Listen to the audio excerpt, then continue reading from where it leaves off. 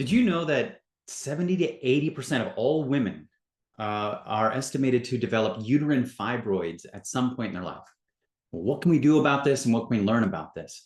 I just had this question actually sent to me from someone who has had to have their uterus removed because they had a lot of uterine fibroids. And I thought this is something that we should be sharing with everybody. There are several things that this informs you about going forward for the rest of your life, because that really gives you information about things that your body's been missing. And for those of you to help prevent them in general, these are things that we should be looking at because it's so common.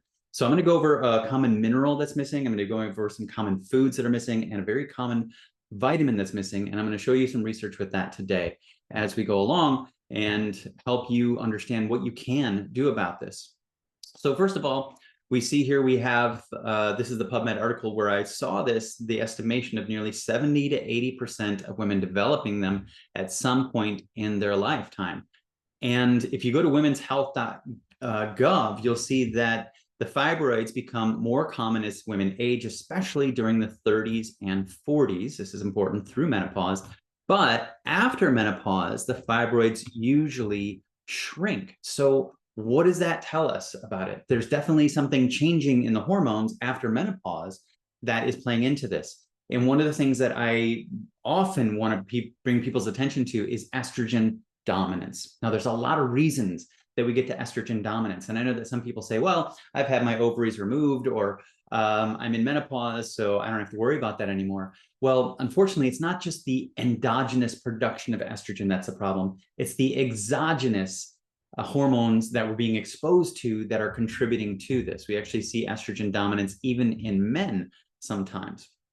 And this is happening not only because you're getting exposed to it or you have your own, but also because your body doesn't have a lot of very key specific nutrients that it needs to help to facilitate the removal of excess estrogen. In fact, for those of you who are concerned about, men out there concerned about testosterone being low, and even women, remember women, you want some testosterone that gives you some drive, that gives you some desire to go out and do some things.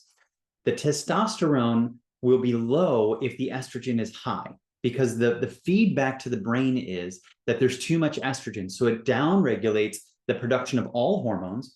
And many of you probably don't know this, but all of the estrogen is a whole cascade, but all of the testosterone turns into either estrogen or something else. So we need the testosterone to be made into the estrogen, but if the estrogen is too high, then it will tell the body to slow down the production of testosterone often, not always, but that's a big piece of it.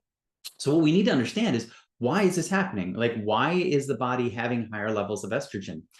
Interestingly enough, a Dr. Chi, somebody I spent many days studying with and had here in my clinic, he, in his Chinese medicine approach, would say, if you see these tiny little red dots, multiples across the chest or the stomach, that could be a sign that that person is estrogen dominant. So look deeper at that.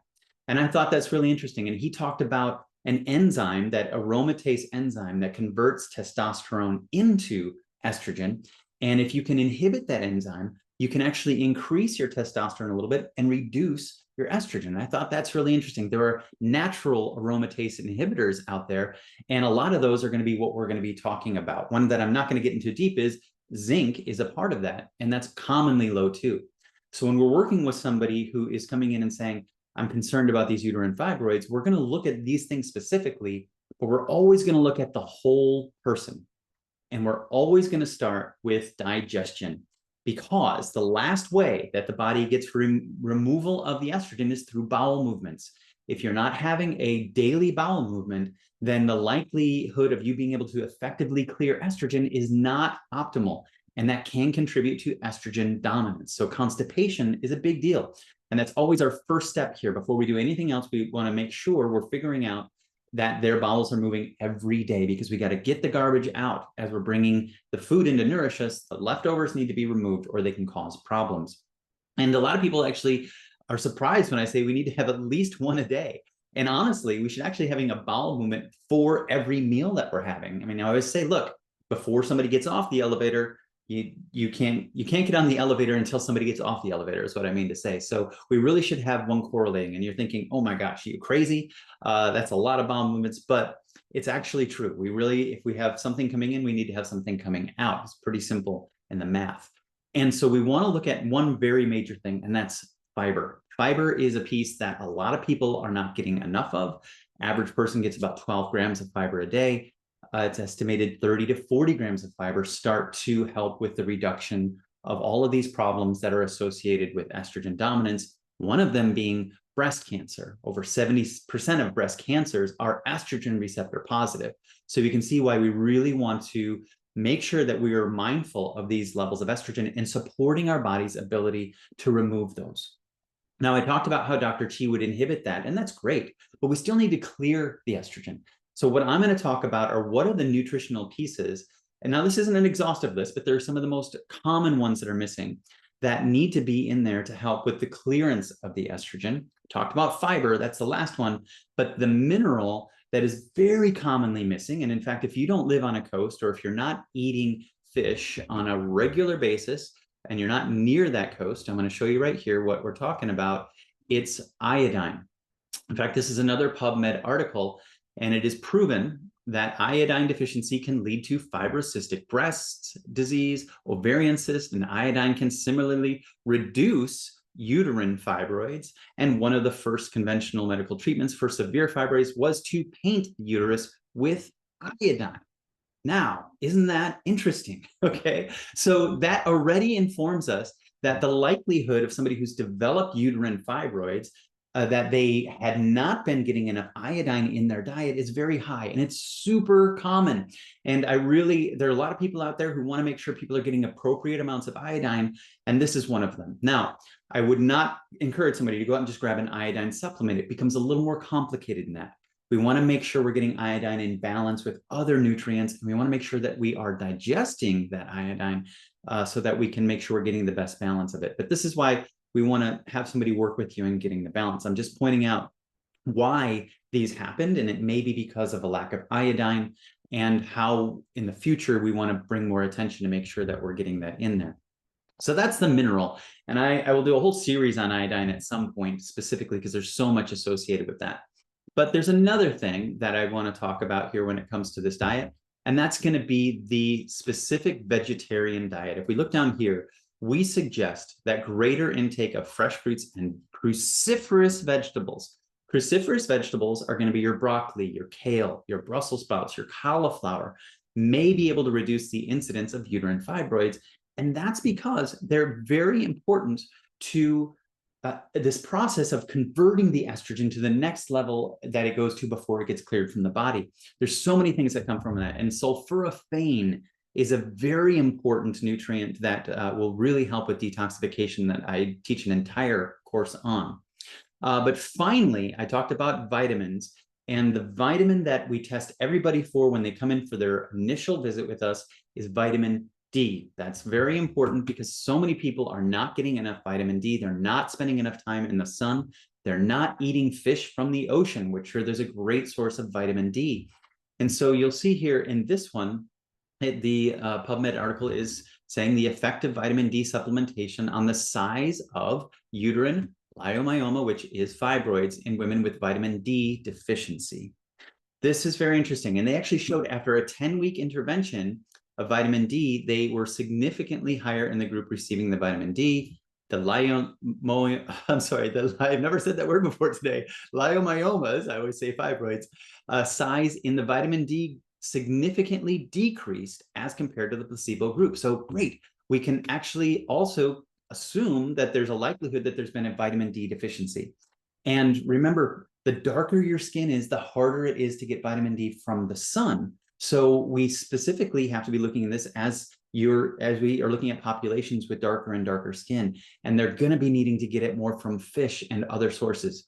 Again, before you run out and grab a vitamin D supplement, this is a much more detailed story I want to talk about because we have to balance vitamin D with several other nutrients. Otherwise, we can run the risk of something called hypercalcemia, which can give you muscle cramps, make you more susceptible to viral infections. So be very careful just doing monotherapies. We want to make sure we're balancing it with all of these other nutrients. And one last little word on the vitamin D and the risks of uterine fibroids. This is another study that basically said the same thing. The conclusion is that the consistency of findings were similar patterns, and they showed that the sufficient vitamin D is associated with a reduced risk of uterine fibroids. So we definitely want to look at vitamin D. That's something we're going to check. And one last little article I want to share with as I was looking through this was an abstract that they looked at data over 30 years, so from 1990 to 2020. And the conclusions were, let me get all the way down here to the bottom with the conclusions. The review of the literature led to these conclusions. A low intake of fruit and green vegetables, which we just discussed, is linked to a higher risk of these formations. Vitamin D deficiency is associated with an increase for these uterine myomas, fibroids, and pollutants ingested with food increase the uterine. So that's another piece that we need to talk about, is your exposure to pollutants and your body's ability to be able to facilitate the removal of those pollutants once you've been exposed to them. Okay, so just a really quick little video to encourage people who know that the likelihood of you getting a fibroid is high, that you should put some more attention on these specific nutrients. There's so much more on an individual case-by-case basis that we want to know to help that individual. But just because it's so common that people are low on vitamin D, they're low on iodine, they're low in their intake of cruciferous vegetables, those are three things that you're going to want to learn more about. And like I said, I'll do a whole series on iodine. I'll do a whole series on vitamin D for you to give you more information. But this is some of the places that I would definitely start when it comes to that. And finally, anything that has to do with inflammation is another thing that we check people for right away when they come in, and it's the omega-3 index. For your body to be able to resolve inflammation in the body, it has to have adequate omega-3s. That is the piece that resolves the inflammation. And I have tested thousands of people, and I've come to the conclusion that the average American, and this is consistently supported by the data of over 27,000 people studied, most Americans have half to less than half of the minimum that they need to be in the healthy range. So we want to make sure that we're finding ways to appropriately get that back into the healthy range, which we can do relatively quickly when we work in a case-by-case basis. I hope this was helpful for you. What I want you to take away from this is that this is information. If you've had this happen in your body, it's going to inform you to make sure for the rest of your life that you're optimizing your health by paying attention to very key nutrients that are likely missing, so that your body can get back to the business of being the healthiest version it can be. So whether you are at risk of getting them, or you're starting to develop them, or you've already developed them and even had your uterus removed, all of this applies to you, because these nutrients are needed for so many things in your body. And this is just one expression of a likelihood of a deficiency or a severe deficiency of these combinations of nutrients. This isn't everything, but these are the most important ones that I want you to start thinking about first. And hopefully that research was helpful for you as well. All right. If you have any questions, comments, or disagreements in anything I said, please put it in the comments, because I want to make sure the information I'm sharing with you is always helpful and not confusing. So please let me know how we're doing. And we've got a lot more videos to come. Have a great day.